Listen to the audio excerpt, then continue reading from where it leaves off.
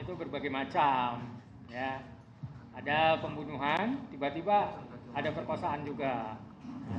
Mohon izin yang mulia. Pengalaman saya lama menjadi auditor militer. Kalau kasus itu bersamaan, kita buka pembunuhannya dulu, yang mulia. Untuk pemerkosaannya baru kita buka, kita tutup. Itu yang mulia. Pengalaman saya sebagai auditor militer, yang mulia. Tanyakan ke ahli, bukan ke saya. Nah, ya enggak. Tadi mau izin. Tadi yang mulia mengatakan itu memang ada persnya, ada bisa tutup. Tidak. Kalau untuk 340, sepengetahuan saya harus terbuka. Mesti terbuka. Sementara untuk yang terpidana sekarang ini itu tertutup. Itu satu. Saya nanti minta tanggapan dari saudara ahli.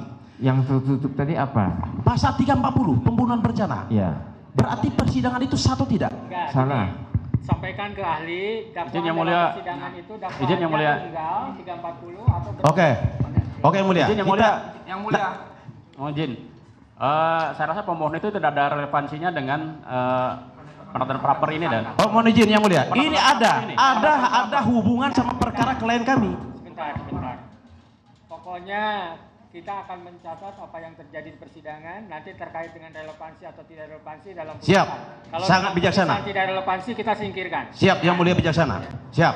Tapi juga harus tidak keluar kemana-mana ya. Tapi ini yang mulia ada hubungan sama perkara klien kami. Klien kami di ini. Oke, yang mulia. Ya. Baik saudara ahli. Ini di dalam putusan pengadilan. Saya sebutkan namanya.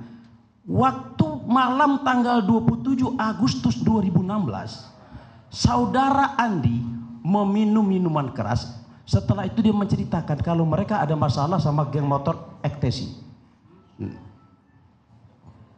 Nah, ini yang saya tanyakan di sini yang ini saudara saksi. Apakah kedua orang yang menjadi motor dalam kasus ini oleh Polda dikatakan fiktif? Izin majelis hakim, izin yang mulia. Kaitan untuk ahli yang ditanyakan kaitan masalah undang-undang beracara. Demikian ahli. Mohon izin yang mulia. Gimana pertanyaannya? Ya, ini ada hubungan sama klien kami. Karena di dalam DPO itu adalah Peggy alias Peron. Sementara klien kami Peggy Setiawan. Peggy Setiawan dijadikan tersangka dalam perkara ini, itu loh. Sementara dua orang yang menjadi proaktif dalam perkara ini dikatakan fiktif.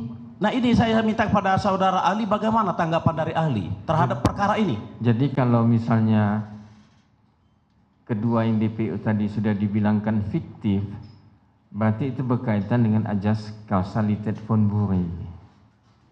Berarti salah penilaian dari penyidik sampai dibilangkan itu fiktif. Jadi penetapan sebagai DPO itu otomatis salah. Kenapa dia sekarang bilangkan fiktif? Jadi penetapan dia sebagai DPO awalnya itu sudah punya kesalahan atau legal prosedurnya salah yang dilakukan oleh penyidik. Jadi begini yang saudara saksi, yang saya tanyakan, saudara ahli, ya. Berarti kalau dua orang yang berperan dia melakukan pemerkosaan, ini dalam putusan pengadilan saya baca, ya. Dia yang sangat berperan di dalam itu dikatakan fiktif, sementara Peggy Peron hanya katanya menusuk menggunakan samurai dan penyebab kematian bukan hanya karena samurai. Berarti saya katakan, berarti ketiga orang tersebut adalah fiktif dong. Tidak usah dipermasalahkan lagi, gitu yang saya tanya. Gimana menurut ahli?